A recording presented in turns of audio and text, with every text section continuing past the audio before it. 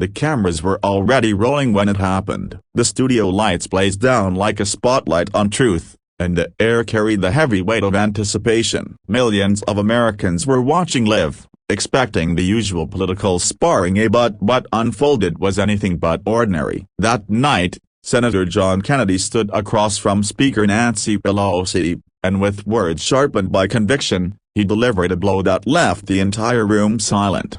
It began innocently enough. The debate was framed as a discussion on economic policy and government accountability, a subject both figures knew well. Nancy Pelosi, seasoned and confident, entered the conversation with her signature poise. Her decades in politics had taught her how to parry attacks, how to turn questions into answers, and how to stay composed under fire. For her, this was just another evening on national television. But for Kennedy, it was something else entirely. The senator from Louisiana had long been underestimated, often painted as plain-spoken, sometimes even mocked for his southern drawl and colorful metaphors. Yet beneath that folksy delivery was razor-sharp intellect and an unshakable sense of duty. Kennedy had built a reputation not on theatrics, but on cutting through noise with the kind of blunt honesty that left opponents scrambling. And that night, he wasn't just debating policy, he was fighting for a principle he believed Americans had forgotten: accountability. Pelosi began by painting a picture of her leadership,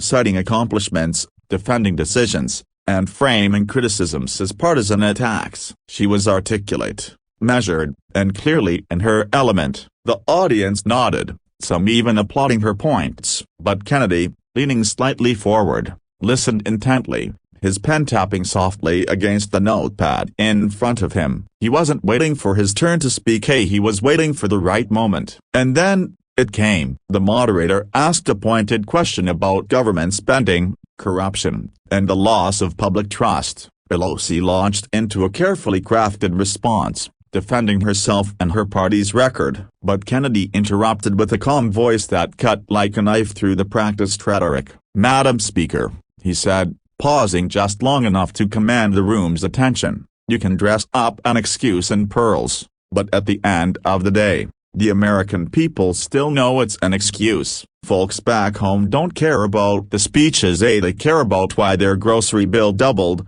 why their savings are gone, and why Washington keeps patting itself on the back while families are living paycheck to paycheck."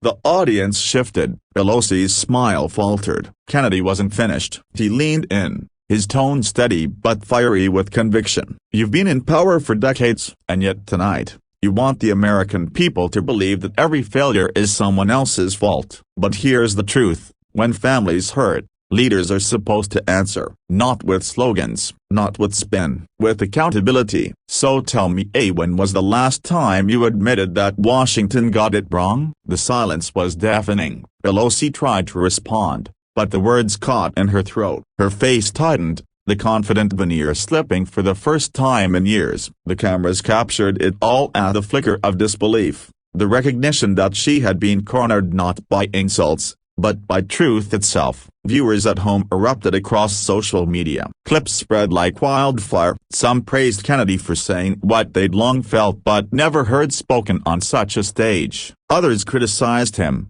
accusing him of grandstanding. But no one could deny what they had just witnessed: a rare, unfiltered moment where politics gave way to raw accountability. Behind the scenes, even staffers felt the weight of it. A young aide standing offstage whispered, "That's going to be replayed for years." And he was right. Kennedy hadn't just won a debate, he had sparked a conversation that echoed far beyond that studio. But what made the moment truly powerful wasn't that Pelosi stumbled, it was that Kennedy spoke from a place deeper than politics. He carried the frustrations of ordinary Americans, of farmers and teachers and single parents struggling to make ends meet. His words weren't just an attack, they were a mirror held up to a system too comfortable with its own power. As the debate closed, Pelosi tried to recover, but the mood had shifted irreversibly. Kennedy ended with a line that summed up the entire night: "Leadership isn't about how long you've held power, it's about whether the people you serve are better off because of it." And tonight,